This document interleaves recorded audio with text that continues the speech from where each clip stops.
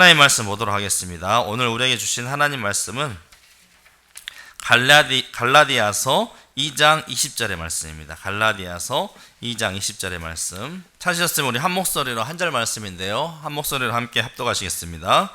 내가 그리스도와 함께 십자가에 못 박혔나니 그런즉 이제는 내가 사는 것이 아니요 오직 내 안에 그리스도께서 사시는 것이라.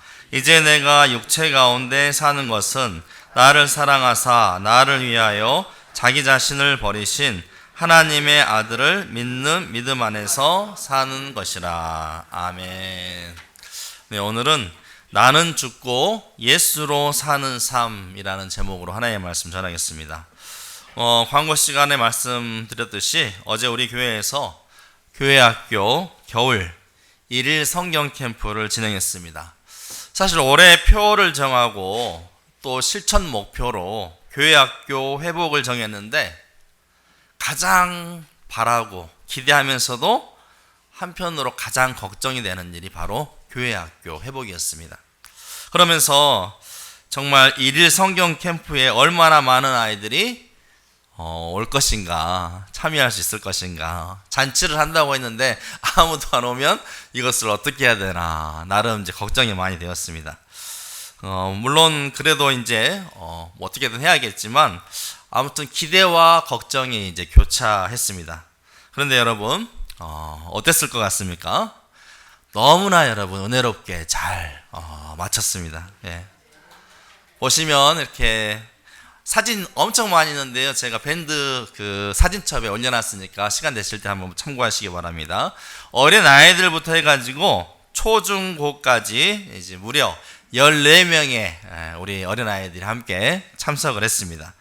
또 아이들과 함께 우리 여러 성도님들께서도 함께 참석해 주셔서 너무나 즐겁고 또 은혜로운 시간이었습니다.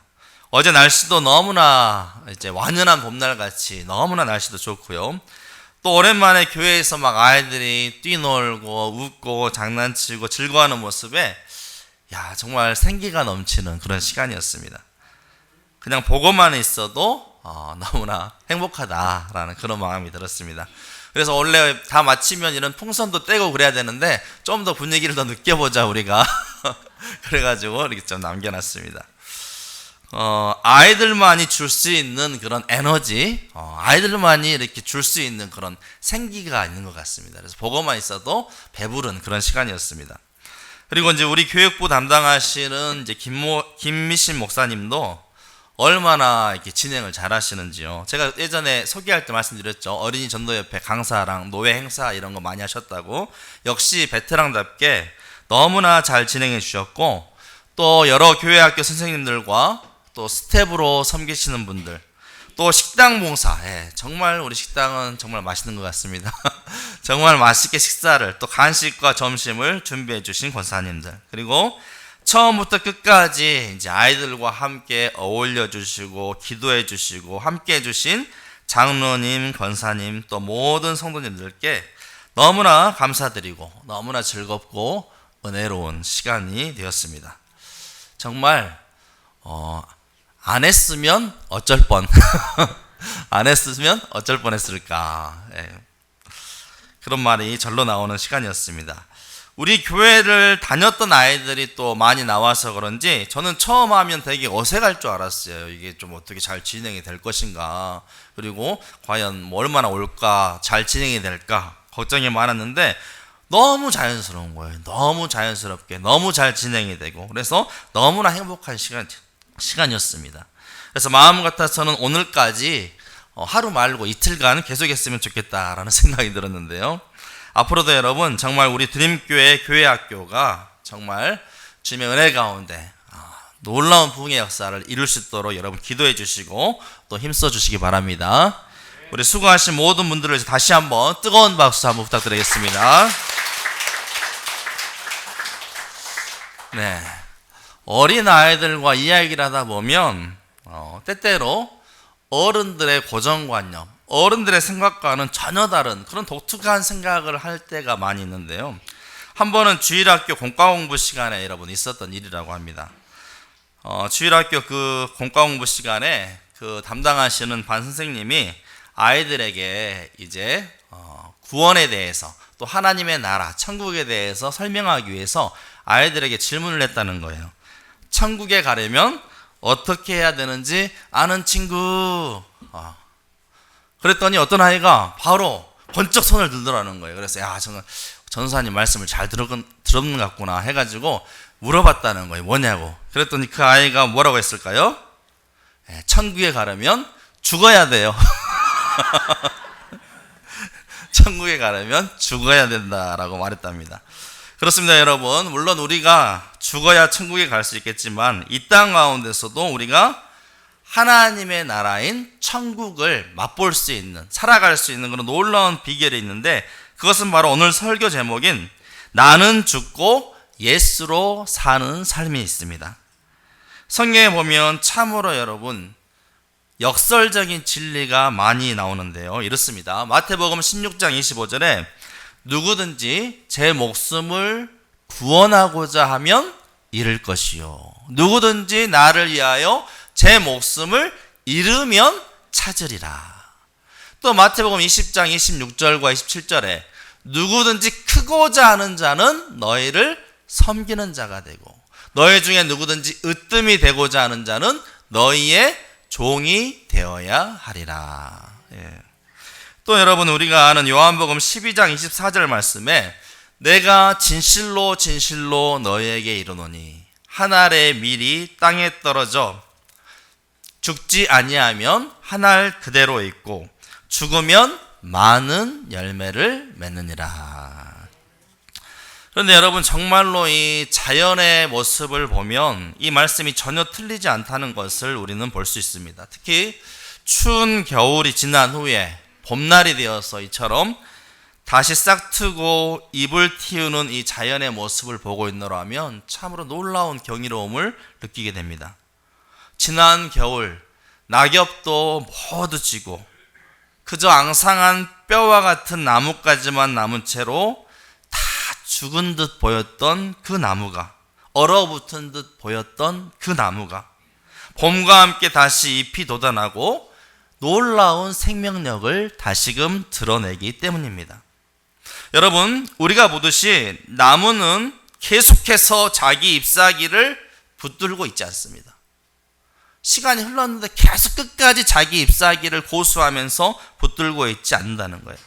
때가 되면 나뭇잎을 미련 없이 떨어뜨리고 과감하게 맨몸으로 여러분 기나긴 추운 겨울을 인내하며 결국 따뜻한 봄날이 오기까지 참고 기다리며 인내함으로 드디어 이 봄에, 따뜻한 봄날 아름다운 새로운 잎들을 틔우는 것입니다. 잎들을 떨어뜨리면 추운 겨울 다 죽을 것 같은데 오히려 봄날의 이와 같이 싱그러운 잎사귀로 다시 돋아나는 것입니다, 여러분. 그렇습니다, 여러분. 이처럼 성도의 삶도 나는 죽고 예수로 사는 삶이다, 이렇게 말할 수 있습니다. 나는 죽어지고 내 안에 살아계신 예수 그리스도로 살아가는 삶. 예수님을 믿게 된 이후로 나의 옛사람은 이제 다 내려놓고 다 죽어져야 하는 것입니다. 나의 자존심, 내 고집, 내 욕심, 내 욕망, 내 정욕, 그 모든 것들이 다 죽어져야 하는 것이지요. 그런 후에야 비로소 우리는 예수 그리스도 안에서 새로운 삶으로 태어나게 되는 줄로 믿습니다. 특별히 여러분, 40일간 이 주님의 고난과 또 순종을 묵상하고 부활을 간절히 기다리는 이 사순절에 예수 그리스도의 십자가를 깊이 묵상하시며 주님과 함께 죽고 주님과 함께 다시 사는 놀라운 은혜를 누릴 수 있기를 주의 이름으로 축복합니다. 이를 위해서 우리가 이 사순절에 깊이 묵상해야 할 세 가지에 대해서 함께 나누고자 하는데요. 첫째는 바로 예수 그리스도와의 연합입니다. 예수 그리스도와 연합, 하나됨에 있는 것입니다. 우리는 보통 사순절을 보내면서 예수 그리스도의 십자가와 그 고난에 대해서 묵상하지만 정작 예수가 십자가에 못 박힐 때 나 또한 십자가에 못 박혔다는 사실을 간과할 때가 많습니다. 그런데 오늘 말씀을 보시면 내가 그리스도와 함께 십자가에 못 박혔나니. 예수님만 못 박힌 게 아니에요, 여러분. 내가 그리스도와 함께 십자가에 못 박힌 것입니다.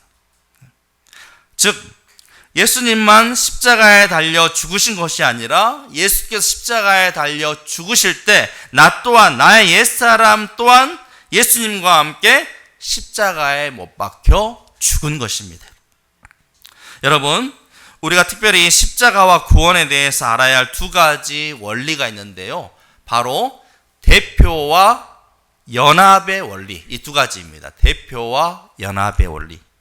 대표의 원리는 첫 사람인 아담, 그 아담의 범죄로 말미암아 모든 인간이 다 죄에 빠지게 되었듯이 이제 죄 없고 흠 없으신 예수 그리스도의 십자가로 말미암아 모든 사람의 죄의 문제가 해결되었다는 것입니다. 즉 예수님과 아담은 단순히 개인만을 의미하는 것이 아니라 전 인류를 대표하는 것이죠. 아담 한 사람으로 말미암아 죄가 임하게 되었고 예수 그리스도로 말미암아 구원이 임하게 되었다는 것입니다. 이것이 바로 대표의 원리입니다. 또 한 가지는 연합의 원리입니다. 연합. 그런 대표가 한 행동의 결과가 나에게까지 효력을 미치려면 그 대표와 내가 연합이 되어 있어. 상호 연합을 이루어야 한다는 것입니다.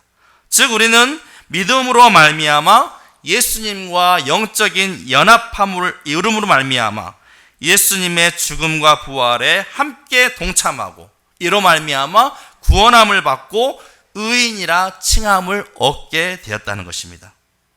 그러므로 여러분, 예수 그리스도의 십자가의 죽음은 곧 나의 죽음이요 그의 부활 또한 나의 부활이라는 사실입니다.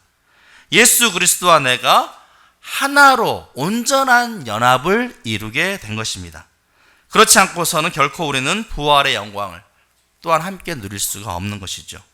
그러므로 여러분, 사순절은 그저 예수님의 십자가의 고난만, 그 십자가의 고난만 구경하고 묵상하는 절기가 아니라 철저히 나의 옛사람을 십자가에 못 박는 절기. 이게 바로 여러분 진정한 우리의 사순절이 되어야 할 것입니다. 우리 주님께서 나를 위해서 고난당하시고 죽었듯이 나 또한 주님과 함께 주를 위해 함께 죽고 주와 함께 다시 살아나는 것입니다. 그럼에도 불구하고 여러분, 아직도 여전히 죽어지지 못한 나의 모습, 나의 옛사람은 무엇인지 한번 여러분 스스로 한번 돌아볼 수 있기를 바랍니다. 여러분, 주와 함께 죽어질 수 있기를 바랍니다. 더 많이 깨어져야 되고 더 많이 부서져야 되고 더 많이 쉽게 하고 주와 함께 죽어져야 하는 것입니다. 나의 옛사람의 미련을 과감히 벗어버리고 예수 그리스도와 함께 십자가에 나의 옛사람을 못 박을 수 있길 바랍니다. 그래야 할 때 비로소 놀라운 예수 그리스도의 부활에 영광 가운데 동참하게 될 줄로 믿습니다. 다음 두 번째로 나는 죽고 예수로 사는 삶입니다. 나는 죽고 이제 나의 옛사람은 죽어지고 예수로 사는 삶. 여러분, 십자가의 죽음은 끝이 아니라 시작입니다. 예수께서 사흘 만에 다시 부활하셨듯이 우리가 주와 함께 죽을 때 다시 주와 함께 살게 되는 것이요 비로소 그리스도께서 내 안에 사시는 것입니다. 그래서 이제는 내가 아니라 나는 죽고 예수로 사는 삶이 되는 것이지요. 그것은 죄의 권세로부터 해방된 자유의 삶이요 새 생명을 덧입게 되는 부활의 삶입니다. 나의 이전의 옛사람은 다 죽어지고 주 안에 새롭게 태어난 새로운 삶을 살게 되는 것입니다. 이전과는 전혀 다른 새로운 모습의 삶을 누리게 되는 것이죠. 여러분, 봄철이 되면 어떻습니까? 꽃이 피고 또 꽃을 따라서 아름다운 나비들이 활활 이렇게 자유롭게 날아다니는데요. 혹시 여러분 애벌레가 어떻게 나비가 되는지 여러분 그 과정에 대해서 아십니까? 애벌레가 어떻게 나비가 되는지. 처음에 보시면 여러분 알에서 시작합니다. 알에서 뭘로 바뀝니까? 애벌레로 바뀌는 것이죠. 그래서 애벌레로 있다가 뭐가 됩니까? 번데기입니다. 번데기로 있다가 이것이 이제 마지막에 성충으로, 나비로 완전 이제 탈바꿈을 하게 되는 것입니다. 이 애벌레는 원래 성충의 모습과는 많이 다르죠. 전혀 차원이 다르죠. 나비와 애벌레는 전혀 차원이 다릅니다. 이게 어떻게 같은 존재냐 이렇게 볼 수 있겠습니까? 완전 다른 존재. 애벌레하고 나비는 도무지 같은 존재라고 말할 수가 없을 정도로 완전한 탈바꿈이 일어나게 되는 것이죠.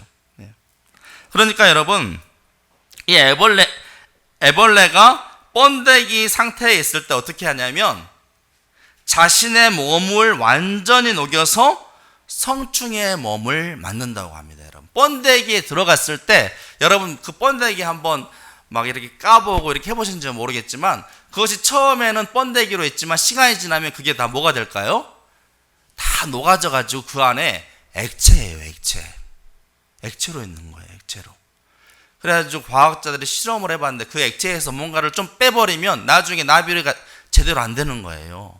그것을 또 빼가지고 다른 데 좀 넣었더니 그 막 날개가 몇 개 더 나와버리고 이런 식으로 되는 거예요. 그러니까 이전에 자기의 옛 모습인 이 애벌레의 옛 모습은 완전히 사라져버리고 완전히 녹아져버리고 그 안에서 완전히 액체로 변화된 다음에 시간을 기다려 인내한 후에 비로소 정말 아름다운, 그리고 이제 이 하늘을 마음껏 날아다닐 수 있는 나비로 완전한 탈바꿈을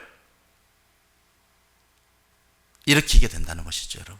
네, 신기하지 않습니까? 이 자연의 법칙이, 이 자연의 변화가.